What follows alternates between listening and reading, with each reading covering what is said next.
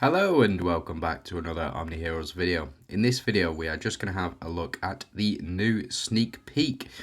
This is the Season 10 Primeval Realm effectively patch notes of what they're going to be introducing this season and also what they're going to be taking away this season as well. So let's jump straight into it. Before we do though, if you do like this type of content, then please do let me know so that I can prioritize getting this stuff out over some of the other stuff that you may not be into. So dear Omni Guardians, we will be conducting a server maintenance update on May 30th. That's Friday.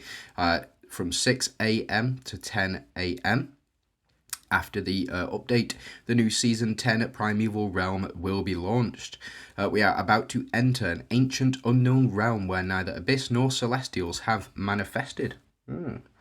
Interesting. The ancient dragons serve the mother of dragons, Tiamat, while the colossal beasts follow the beast lord, Behemoth, together ruling the skies, land and sea until a meteor carrying Lilith crashed down, bringing inevitable catastrophe to this realm. So it sounds like a very interesting story. Potentially no bad guys this time round, or potentially Lilith is the ultimate bad guy. We will see. We will see. But Season 10 will introduce the brand new Primeval Realm mode, where you explore maps, defeat monsters, and gradually expand your territory. During your conquest, you can collect abundant goods, use the trade feature to exchange them for Primeval coins, which can be used for various rare items. If you have been keeping up with the information provided on this channel, then you will have already seen the items within the shop. If you want to see more of that, then go ahead and check out the Season 10 shop video that I posted a couple of days ago now. And I think this is going to be really exciting. This new mode, I think it's going to be just what the doctor ordered, being able to continually push through sort of story content effectively whilst building up your resources is going to be a lot of fun, I think. Meanwhile, based on the feedback from Omni Guardians, yes, they do listen to us and quite often as well, actually. We have optimized the Tome Treasures mode by removing the sigils and scarabs previously required for searches, so it will no longer cost you anything to search. You'll just be able to run the stages that you want to run, rather than having to go back to a previous level, gain as many scarabs and sigils as possible, and then only do maybe 1 or 2 searches using those resources. It's now going to be completely diminished. We also have dispatched heroes can now search continuously without limits. So I suspect that you will be able to use the same hero multiple times in multiple different searches, potentially the ethereals and the physical, and the mistfires and the magical damage modes. But again, we'll have to see about that, whether or not that will come to pass. I don't know. Additionally, we've simplified the purification and promotion process for ancient accessories, significantly reducing the time required for upgrades. This purification and promotion process, the purification bit is the longest and the most arduous bit of this particular mode, having to spend 1,200 of the the purification stones on getting 1 red.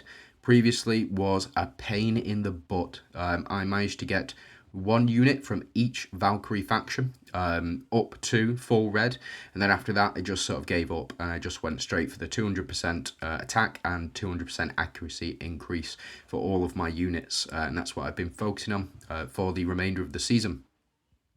But this time it looks like we are going to be significantly reducing that time required. So we'll see what they have in store. Now we do have new heroes as well. I do have videos on each of these heroes available, or they will be by the time the season is revealed. I have already gone through Lilith. Lilith is every odd round. She will increase attack and HP by 100%. Up to 200% if you get her up to 8 stars, and then every even numbered round she has 50% chance to survive or effectively be immortal on those rounds. If you get it to 9 stars, then she will have a 100% chance to survive on every even numbered round as well. So that is round 2, 4, 6, and 8. And then Lilith gains attack after each ultimate, making her an exceptionally powerful in prolonged battles. Yeah, very, very strong. We'll build up. Now we have also got Behemoth. Behemoth's video will be out tomorrow. I'm not going to spoil altogether too much, but I think personally Behemoth is going to be the best of the best. And primarily because of the Doom's Monarch synergy. But she is also doing a lot of other stuff as well. So she taunts on her ultimate attack and also at the very start of the battle. So for rounds 1 and 2, you'll have taunt effect applied to enemies. And if she dies, which she may do, considering that every single unit on the enemy team is going to be attacking her, then she will summon a Behemoth as well, which will also increase attack and HP for your allies. Now, something new here after unlocking the rune skill, the summoned Behemoth also gains invincibility, which I think would be really, really strong. So those runes may be something worth looking into. And Tiamat, I think, is going to be on par with the power of Behemoth, but because of the increase to the corrode stack limit. Now, for those who've been following the channel for a long time, they know my thoughts on the corrode stack limit and how it impacts Mystifiers. But in case you don't know, the general corrode stack, or the default corrode stack, is 5, and Tiamat increases that up to 20. And then if you get her up to 9 stars, it goes up to 35 stacks as a bare minimum. It's going to be really, really powerful, especially in PvE content, where you need a lot of stacks on the boss. Now, after unlocking the rune skill, non-crit damage taken to Tiamat. So yeah, she stops non-crit damage and also converts that damage into her own HP, and her runes also then convert non-crit damage she takes into HP for allies as well. So very interesting. And Alice, what could I say about Alice? We'll see. Alice is a tank who can activate her hat barrier to grant shield to herself and allies. When Alice's HP is low, she reduces incoming damage by 90% for 3 rounds, significantly enhancing her survivability. We will see about this. We will see. I'm not too sure how well a tank fits into Valianters, because there's already 2 tanks that you want to run, Elmer and Ra, but if you don't have a copy of either of those and you have a copy of Alice, you might want to run Alice instead. Now, I've already got a video out currently on the new Frostclaw and the Dragon Blood Raw relics. So if you want to know more about that, do jump in, where I break down each individual passive of these relics. But now we have some images and they look cool. They really do. Something else to note, there is now 9 chrono relics within the pantheon that we do have. I think that's going to be a real improvement in supremacy teams, where you do need 9 teams to compete. Now you have 9 chrono relics, so we'll just have to see. New gameplay. This is going to be absolutely fantastic, I think. We'll see though. Explore the Primeval Realm, slay the monsters, and win rewards. Beyond this, you can even trade and learn seasonal skills in this unknown continent. So, new game mode. This is going to replace the Seraphic Court, so we don't have the Seraphic Court anymore. They will be taking this out in place of the Primeval Realm. And I suspect that they will change that moving forward with the nature of each individual story and each individual realm that we do come across in that story seasonal content. But this Uncharted Primeval Realm is divided into 3 regions: the Icefield, Hills, and Volcano.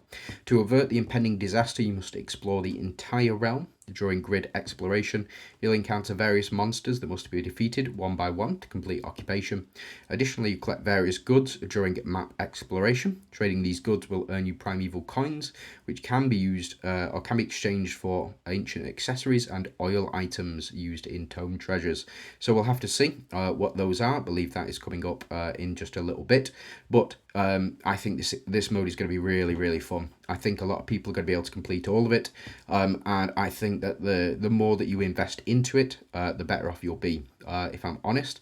There are some stuff that some images of the stuff that you can change or that you can exchange for various different oil items and ancient accessories as well. After occupying master grids, you'll unlock more hope tree skills, enhancing your map exploration and boosting the efficiency of trading goods or goods trading. Omni Guardians can follow quests, participate in map events, and earn abundant season rewards. So again, very exciting, and it's going to be better than the humdrum that we have been used to with the Seraphic Court. Although fun and easily doable, there wasn't too much thought that needed to go into it. Now we do have an update to the ancient accessories, so the tome is going to be back this season, but there is a lot that is going to change about it. So firstly, they have removed the promotion system for accessories. The corresponding stats were with the highest level when you get the accessory. So previously you had to accumulate as many of the purple ore as you can in order to enhance. Then once you've enhanced, you also then needed to promote that to the highest level. And once you promoted it to the highest level, then you needed to enhance it again.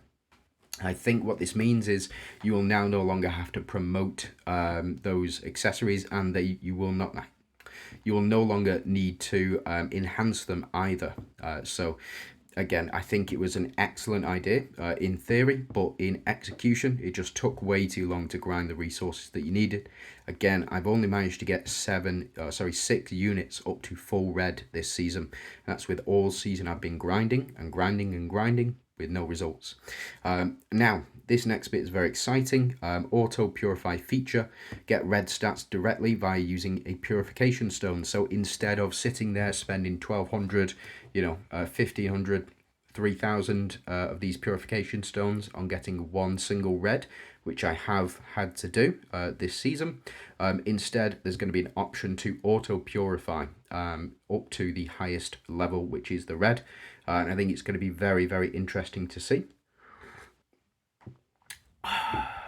just how quickly we can get all of our units up to full red. And I think that'll entirely depend on how you do tome treasures, but again, there'll be plenty of guides out there for you as well.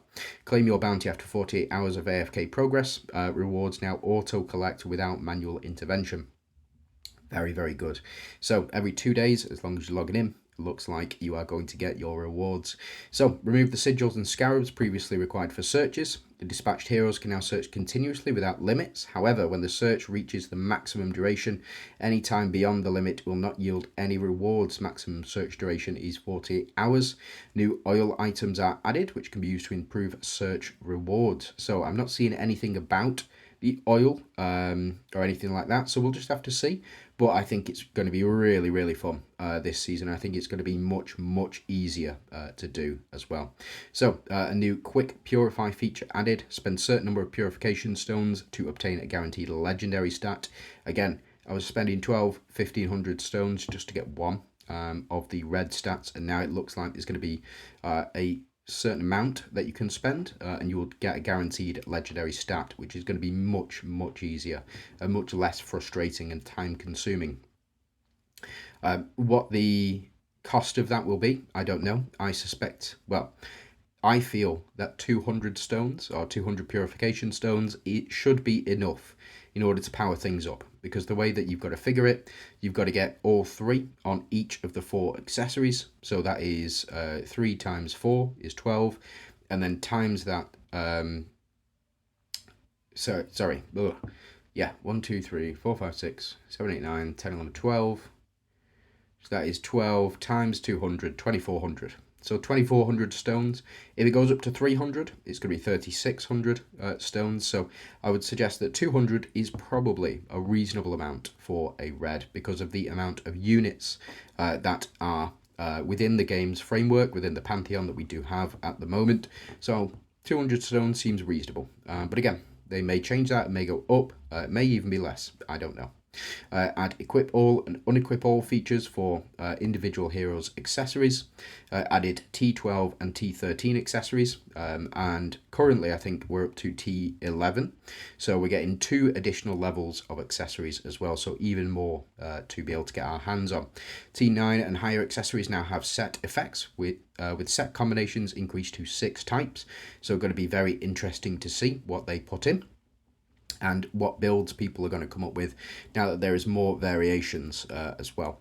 When Mastery Heroes equip different synergy sets, Mastery Heroes being Cleo and Victoria, when they equip different synergy sets, they can trigger the corresponding set effects.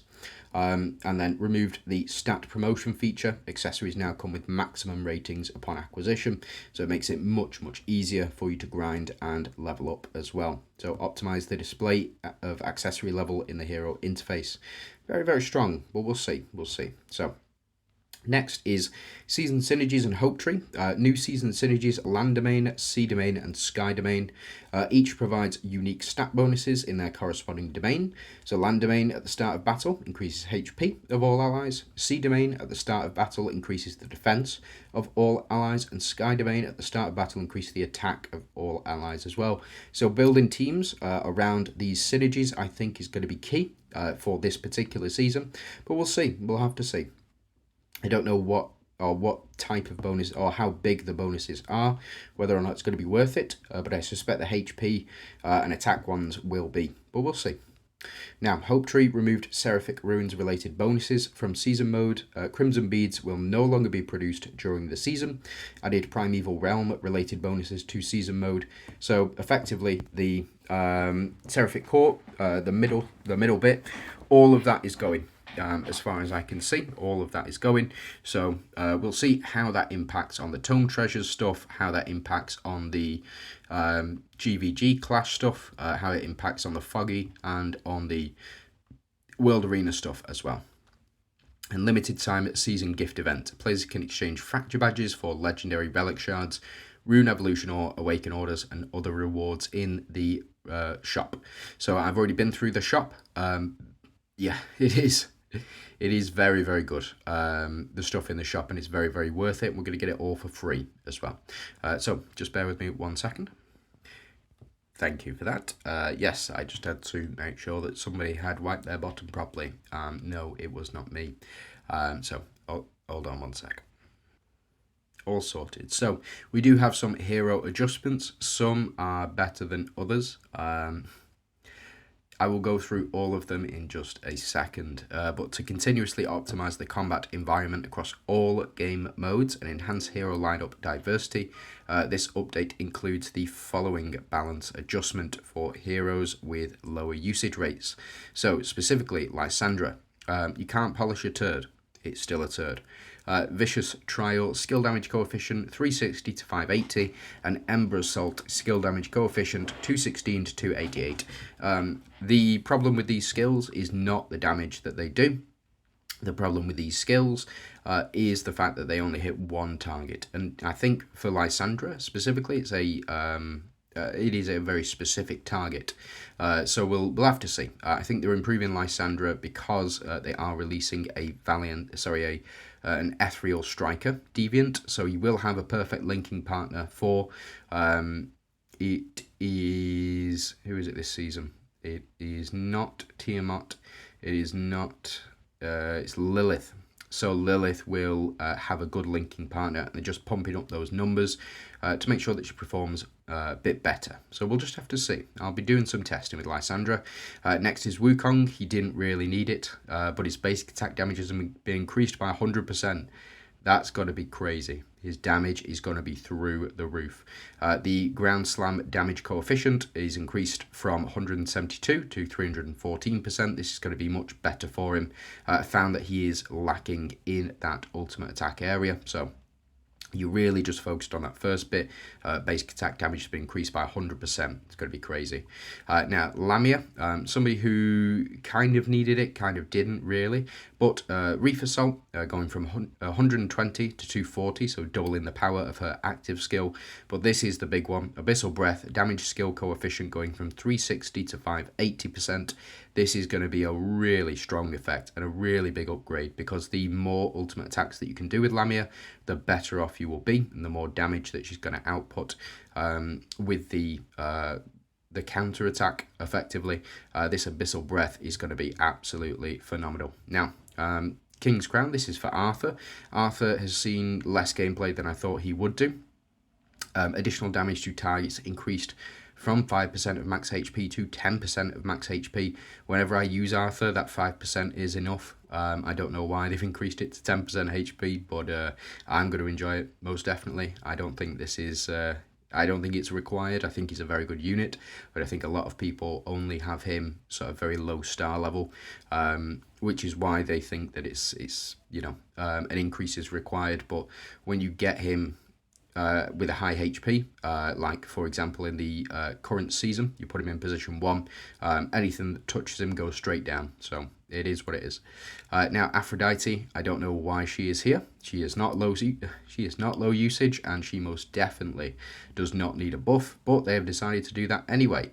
Whenever an ally dies, Aphrodite will use her ultimate. That is her current passive.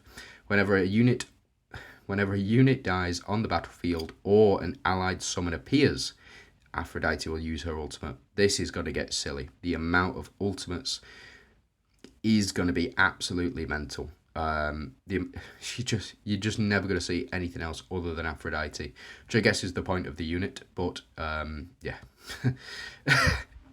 we'll see. Now, Star Soul Pursuit limit currently 3 times. This is for Nerissa. So when an ally dies or an enemy dies, she does her ultimate up to 3 times. They are now changing that up to 10 times per round. So this is going to make her really strong. Really strong. And currently, whenever a summon appears, she will gain an increase in attack to whenever a summon appears or an ally dies. So she's going to really get boosted by this. Nerissa is going to be back on the menu, boys. That is it. Now, Katherine, she's getting an additional 100% attack, so cumulative limits increased from 30% of attack to 100% of attack. She's going to start to do much more damage and going to start to be used in a lot more teams as well. And then Fate's Weave skill damage coefficient from 180% to 360%, so getting a massive increase in her own attack as well. For, I believe that's her ultimate damage. Oh no, sorry, it's her... No, that's her active skill, sorry. So on her secondary skill, it's going to be really strong. Now you've got Astrid, Demonic Fang skill coefficient from 160% to 280%. Yeah, Astrid wasn't used at all. Astrid in no way, shape or form was used. But now she's going to be even stronger. So all of the investment you've already put into Astrid is just going to, it's going to be much better, especially with that 360 to 540% for ultimate attack. She's going to do a lot of damage. Pandora, yep, another one, not used at all. She's already broken. Like when allies cast their ultimate, Pandora casts.